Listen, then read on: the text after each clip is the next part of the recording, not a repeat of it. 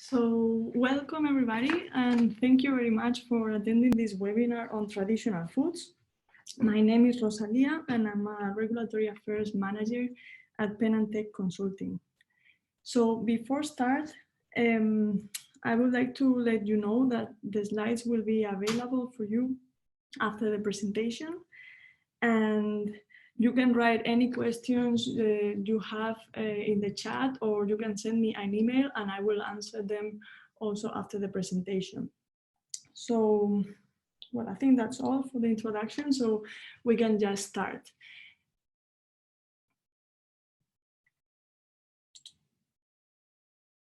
So in this webinar, we are going to go through the concept of novel foods and traditional foods. We will also see how the authorization procedure works, what data requirements you need, how to build a technical dossier. We will also have an overview of the traditional food notifications that have been submitted so far, what raises safety objections, and finally, I will give you some tips on how to prepare a successful notification. So before seeing to understand what traditional foods are, first you need to know what novel foods are. So, well, some of you may be familiar with this concept, but some of you not. So novel foods are foods that have not been consumed by humans to a significant degree in the European Union before 15th of May of 1997. Novel foods can be newly developed and innovative foods, like could be lab-grown meat, for example. Also food produced using new production processes that have an impact on the food, that make changes in composition or structure, nutritional value. Keep also in mind that if you use for the manufacturing of your food, if you use a novel manufacturing process, meaning that if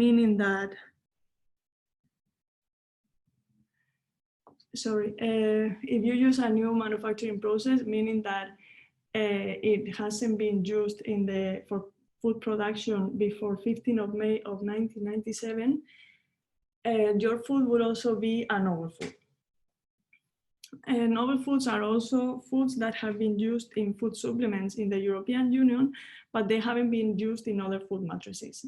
So if you want to sell them as a food ingredient or for use in other matrices, then it would also fall under the category of novel foods. And novel foods are also food traditionally eaten outside of the European Union, and this is going to be the topic today, traditional foods. And novel foods must be safe, not nutritionally disadvantageous, and not misleading for the consumer.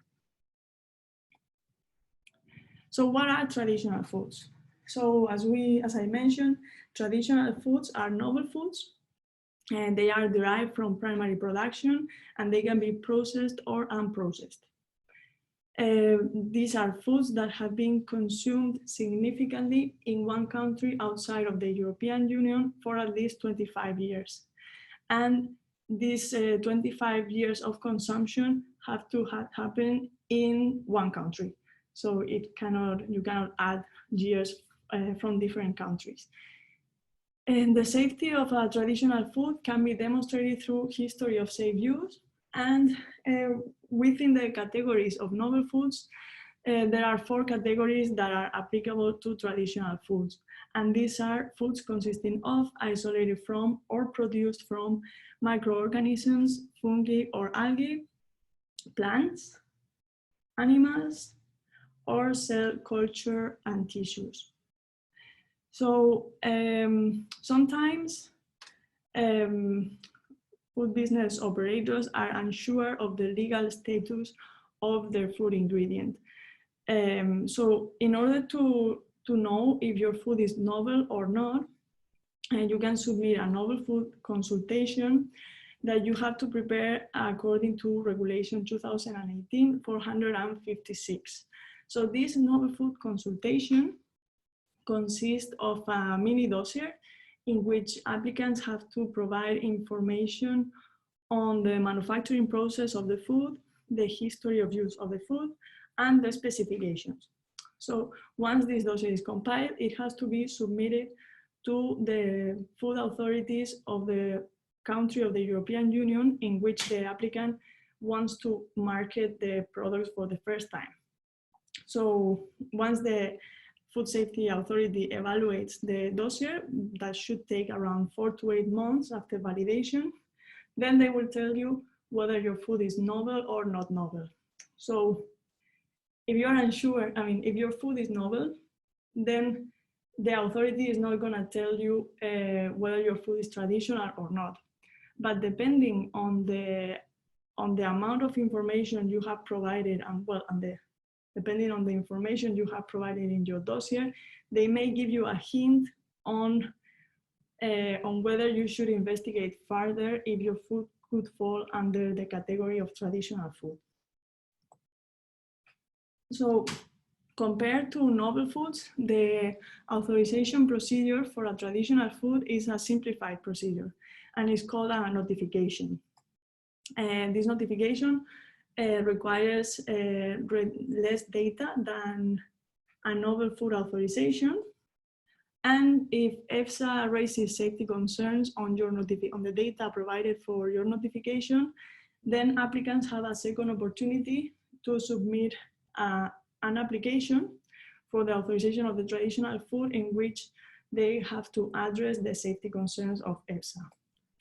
These are the key documents that you can use to prepare a notification or an application, which are the Novel Food Regulation and the Commission Implementing Regulation from 2017, 2468, that details administrative and scientific requirements for the preparation of a dossier, and the EFSA guidance on the preparation and presentation of the notification and application of for the authorization of a traditional food.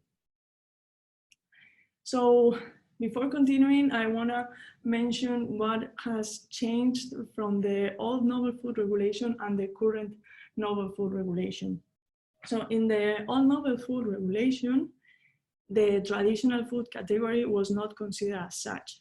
Then the evaluation was done by one member state. The authorization was unique to the applicant. The time to approval could be from 2.5 years. And there was the opportunity of getting an approval through a shorter route, which was the substantial equivalence route. And in this case, if an applicant could show that his product was substantially equivalent to a product that was already in the market, in the EU market, then they could get an approval faster. But in the new novel food, in the current Novel Food Regulation, the term of traditional foods was introduced. It is a centralized procedure, so the European Commission, EFSA, and the member states are involved in the process. The authorization is generic, and there is no possibility of requesting data protection. The time to approval, if you submit a successful notification, it can take only 1 year from the moment you submit the dossier to get an authorization. And if EFSA raises safety concerns and you have to submit an application, the whole process could take up to 2.5 years from submission, considering that the authorities will have to do 2 assessments, the notification and the application. So how does the application procedure look in practice? So applicants have to prepare a traditional food notification according to Article 14 of the Novel Food Regulation. Then the notification has to be submitted to the European Commission, who will validate the dossier. This validation consists of a check that the application is done within the right category. And if there is any missing data, they may request it to the applicant. So it can take more than 1 month, but if the dossier is complete, it will take 1 month. Then they will send a mandate to EFSA, and the member states and EFSA will evaluate the dossier within 4 months. After this, EFSA will publish a scientific opinion, And if they do not raise safety objections in this opinion, the dossier will go into the phase of risk management. And if there are no issues that there shouldn't be, the product will be authorized without delay. It could take 3 to 6 months or even more, but hopefully within 3 to 6 months, the authorization should be ready. In the case that EFSA raises safety objections in the opinion, then the applicant will have to submit a traditional food application. So the traditional food application has to be prepared in accordance to Article 16 of the Novel Food Regulation. And again, it has to go through the validation process and through a scientific evaluation that in this case is made by EFSA. The dossier will be available for member states, but the evaluation will be done by EFSA within 6 months. After that, the European Commission will take a decision on whether the traditional food will be approved or not, taking into account EFSA's opinion, and if the traditional food can be approved within 3 to 6 months or refused. The data requirements for notification for the approval of traditional foods are a cover letter, a technical dossier, and a summary of the dossier. But in the case of an application, well, the content is the same, except that the applicant has to provide a response to the duly reasoned safety objections that were raised in the EFSA opinion. So, and how to prepare a technical dossier. The technical dossier should be prepared in accordance to EFSA guidance on the preparation of applications for traditional foods. And EFSA structured this dossier in 3 parts. The first part is the administrative part that includes data from the applicant, the type of submission, and the regulatory status outside of the European Union. The second part consists of the characterization, technical and scientific data of your product, and we will talk about it later in the next slides, so I will not focus on this now. And the third part consists of the annexes to the dossier, which can be the glossary and abbreviations used throughout the dossier, certificates of analysis, copies of scientific data, and study reports. So looking at part 2, which is the scientific information, first of all, the first thing you have to do is to characterize and identify your product. So I made here a very summarized table on the requirements needed for each type of traditional foods. These are the categories that I mentioned in the beginning. And well, this is a very summarized table, and you can use these guidelines in the case of microorganisms and the assessment of botanicals to know in detail what is the information you have to provide. But for example, if your product is a plant, you will have to provide the scientific name of the product and or of the source, and verify the identity. So EFSA guidelines will help you on the verification of the identity. And you will also have to describe what parts of the plants are used, provide any other name or synonym, and also describe what is the origin and the source in terms of plants, but also the geographical origin. I included here also chemical substances, because if there are any chemical substances, for example, in plants, there are many active substances that should also have to be described in the dossier.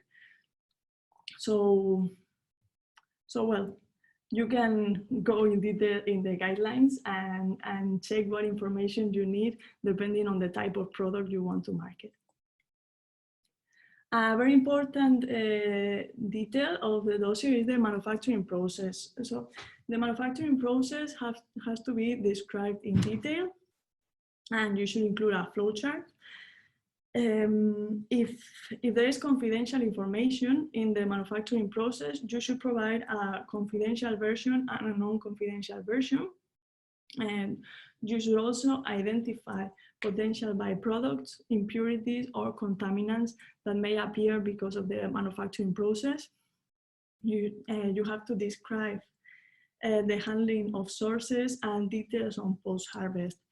For example, in case of a plant, again, you should describe the origin of the plant, how the plant was cultivated, for example, if it was cultivated in the wild or domesticated, how it was transported, how it was processed, and the more detail, the better. It's also important to define the operational limits and describe the quality control system of the manufacturing facility, and address potential changes from traditional production to industrial production. So the information you have to provide on compositional data is the qualitative and quantitative data on the composition, physicochemical and biochemical characteristics, as well as microbial characterization. It's very important to provide data on purity and describe the analytical methods used.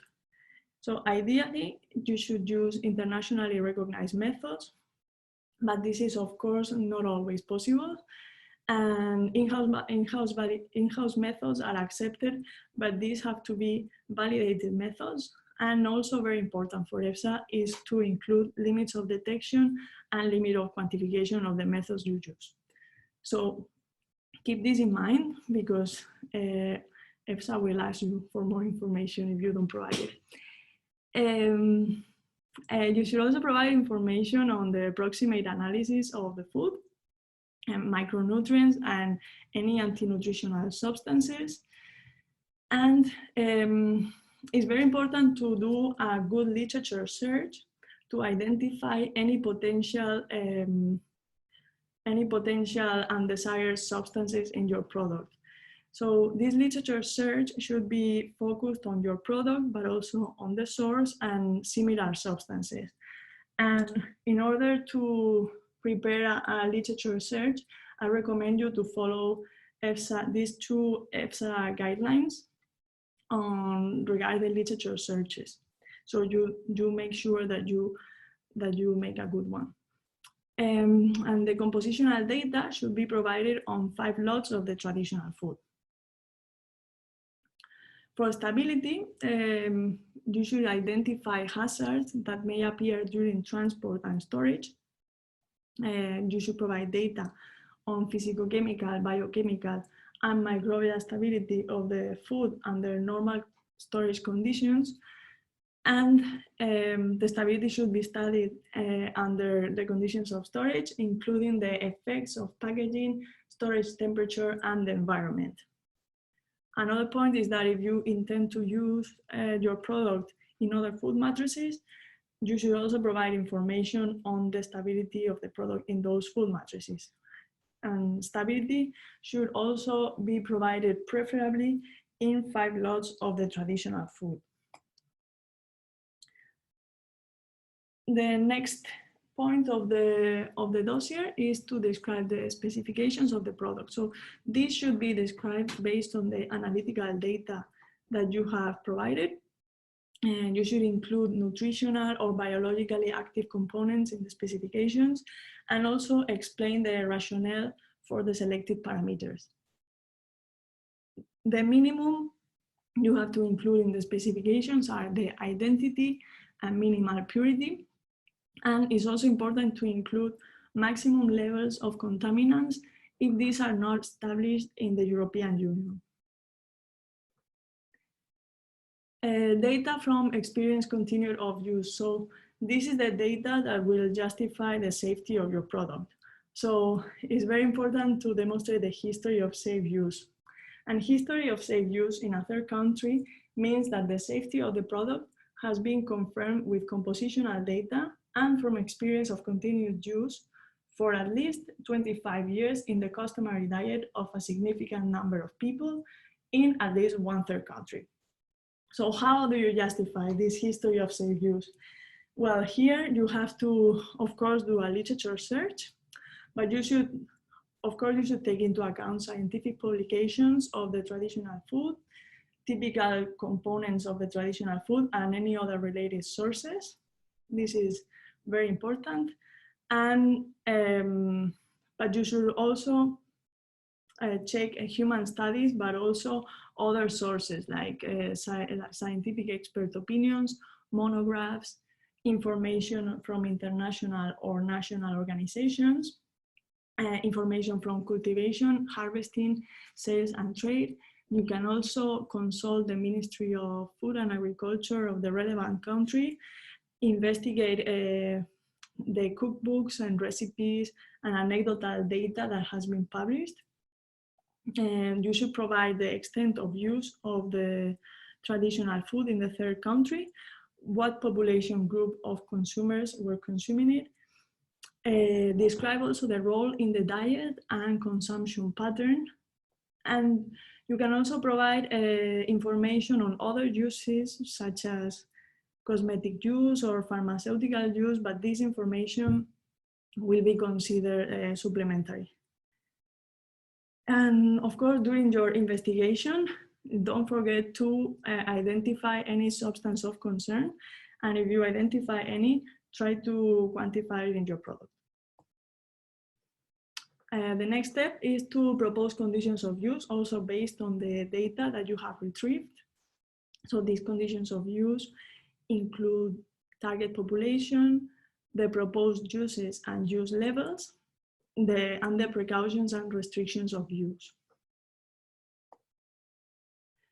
So how many traditional foods do you think that have been submitted or authorized? So far, there's been 9 notifications submitted, and from these 9, EFSA raised safety concerns of 3 of them. And from these 3, no applicants have submitted an application yet. So 6 of these notifications were successful and had a positive EFSA opinion, and they have actually been authorized already. So here you have the notifications that I'm talking about, and we are going to focus on the 3 that raised safety concerns. So these are the 3, and I'm going to start with roasted seeds from Plukenetia volubilis. In this application, the applicant identified anti-nutritional substances like alkaloids, and the applicant actually provided data on the quantity of alkaloids in the traditional food, but EFSA raised a safety objection because the applicant used a method of analysis that was not validated. And furthermore, EFSA was concerned about the type of alkaloids that were present in the samples since these were not described by the applicant.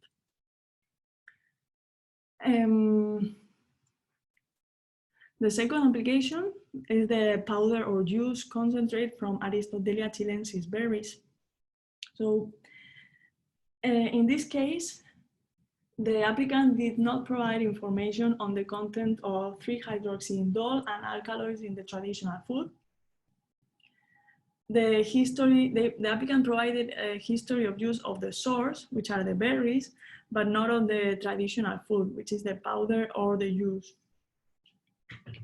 The applicant proposed the juices, the proposed juices and juice levels in the European Union are not supported by the information provided by the applicant because of the same reason.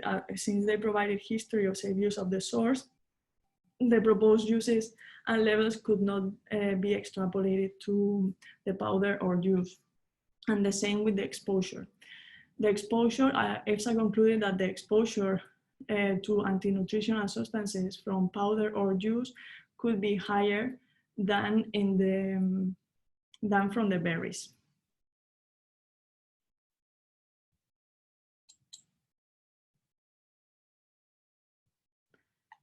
So the leaf powder of Moringa stenopetala, no qualitative and quantitative data on glucosinolates, isothiocyanates, phytates, and tannins were provided. And no exposure assessment was provided.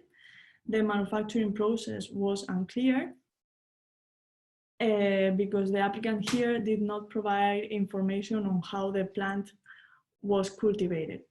And there was also a lack of information on extent of the traditional use, and some toxic effects were found in the literature, but on a Moringa stenopetala extract, but the applicant did not address the relevance of these toxic effects.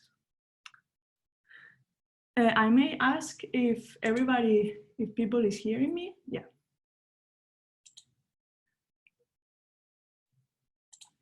So,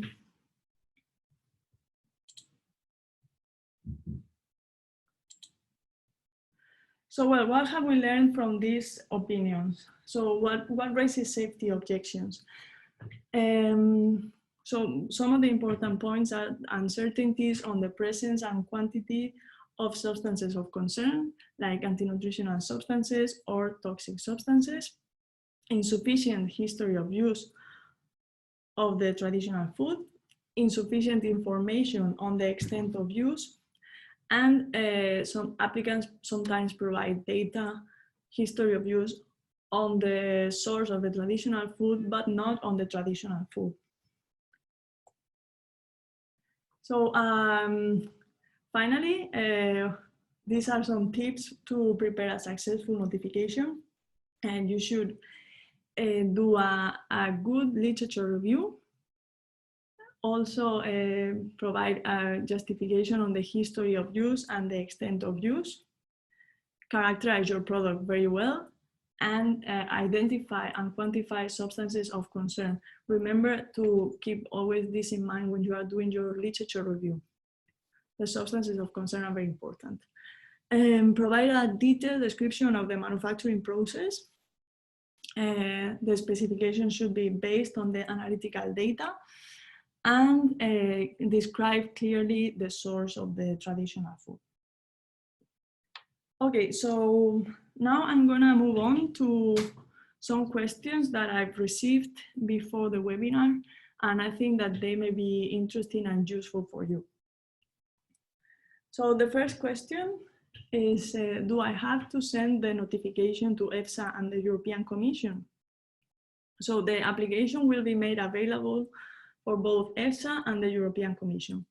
However, you only submit the application once via the electronic submission system. So this is a platform that was created by the Commission, and in which applicants have to create an account, then select the type of application.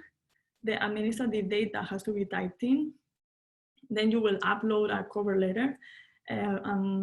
Well, you can download the template of this cover letter from the e-system. And you will have to upload the technical part of the dossier and annexes. And remember that you will have to mark any confidential information in the platform. And you will also have to provide a justification on why that information is confidential. Then you submit your dossier, and you will be notified by email of any updates. That can be a request of information, or if your dossier moves to a later stage. Another question is, can I start selling a traditional food in the European Union immediately after EFSA positive opinion? Well, traditional foods have to be included in the Union list of novel foods before being marketed in the European Union. So after EFSA's opinion, the European Commission has to draft an implementing act authorizing the marketing of the traditional food in the European Union. And this implementing act has to be adopted after comitology voting. So this should not take, this should take no more than 3 months, but in practice, it can take 3 to 6 months. And yeah, so the answer is no, you have to wait until the authorization. Is nutritional information sufficient to prove that the food is not nutritionally disadvantageous as a replacement for other foods? So apart from nutritional information on the novel food or the novel food or traditional food, you should also investigate anti-nutritional substances that may be present in your food ingredient and potential impurities. So this information, as I mentioned, can be taken from the literature on the traditional food, as well as on related species or similar products.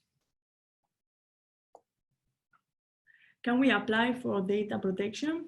So for novel food authorizations, applicants can apply for data protection for studies in which they have invested a significant amount of time and money, and these are usually safety studies, and the data protection will be applicable for 5 years, and during this time the application will be locked to the applicant.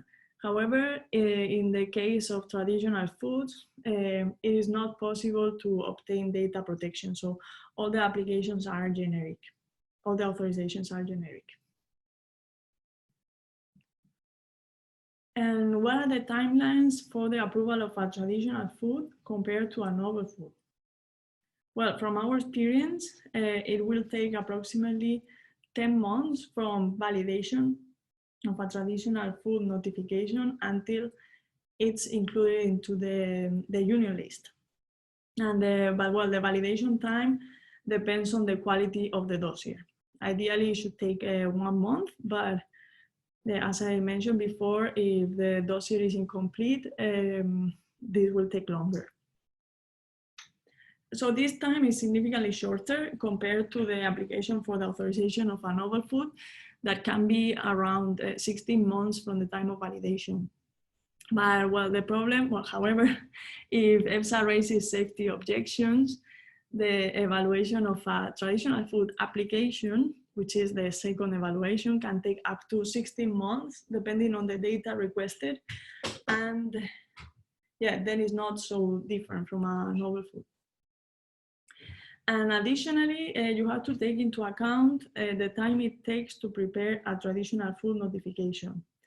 The time is shorter than the preparation of a novel food application, taking into account that the data requirements are reduced compared to the novel food. Can food supplements based on microorganisms or plant be registered as traditional foods? Well, if a novel food ingredient, like a microorganism of a plant has only been used in food supplements in a third country, it will have to be registered as a novel food for use in food supplements. But if this novel food ingredient, so the traditional food, was consumed in other forms, then it could be registered as a traditional food.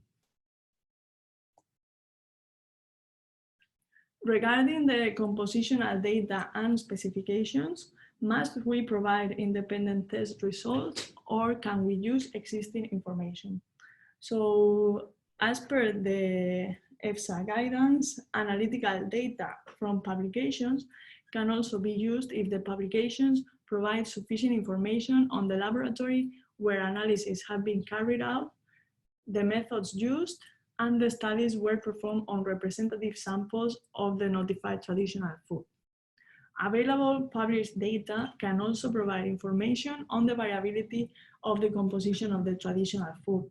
So yes, you can base your application on published information, but you need to provide information on the laboratory, the methods, and demonstrate that the test item used in those published studies is representative of your substance.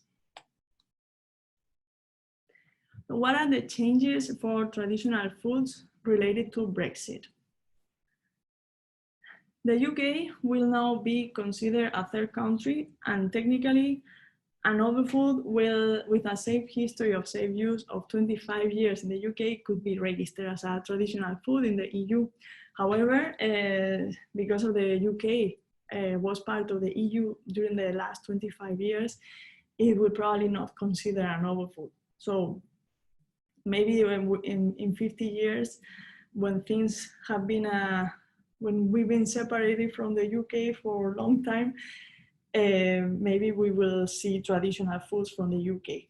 But let's see, because nothing is 100%. The consequences in food regulations and authorization processes from the Brexit are not 100% clear yet. But so far, the EFSA, which is the Food Safety Authority of the United Kingdom, have updated the definition of novel foods by saying that novel foods are foods which have not been consumed widely by people in the UK or European Union before May of 1997. And they have also adapted the novel food regulation to UK regulation. And still they consider the Union list applicable, and FSA will perform risk assessments following EFSA guidelines. Up to now, this may change, but for now, it should be like this. Can we get an approval for a plant and its protein extract as traditional foods? So if there is sufficient history of safe use and you provide a proper characterization of the plant and parts used, you can get an authorization for the plant as a traditional food.